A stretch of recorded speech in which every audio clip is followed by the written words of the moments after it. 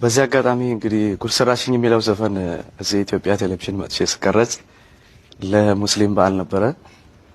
ኤደን ትባላለች ፕሮግራም መሪ፣ አብዛኞቻችሁ ታውቃታላችሁ። ባለፈው ባይተዋር ነኝ ያልክ፣ አሁን ደግሞ ጉድ ሰራሽኝ እንዴት ነው ጉድ ይሰራዋል ብዙ ጊዜ አለችኝ። ብዙ ሰው የሚጠብቀው መልስ በሌሎችም ህይወት የሚደርስ ነገር ነው ዘፋኝ የሚዘፍነው፣ በእኔ ላይ ደርስ ይችላል። ይሄ ትክክለኛ መልስ ነው፣ ሁላችንም እንስማማበታለን። ግን በጊዜው ያ ነገር ሲሪየስ የሆነ ቃለ ምልልስ አልነበረም። በዓሉን በማስመልከት ለየት ያለ ጨዋታ ለመፍጠር ነበር የሷም ሀሳብ።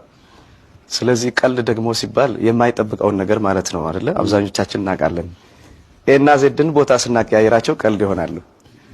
ስለዚህ ጉድ ሰራችኝ ለምን አልክ ስል እንደዚህ ነው ብዬ ከማስረዳት ጨዋታ ለመፍጠር እኔ ነኝ ጉድ መሰራቸው ሲባል ሁሉም ድንግጥ ይላል። በተለይ እናንተ ብትኖሩ በጣም ትደነግጡ ነበር።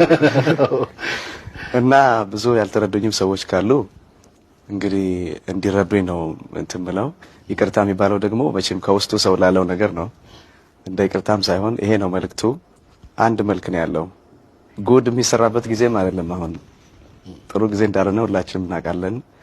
እና ሴት እህቶቼን ደግሞ በጣም ነው የምወዳቸው። ሔዋን እንደዋዛ የሚል ዘፈን አልሰማችሁም? አለግራ ጎኔ መኖር አልችልም እና በጣም ክብር አለኝ። አገር በእናት ነው የሚጠራው፣ አገር በሴት ይሰየማል። ስለዚህ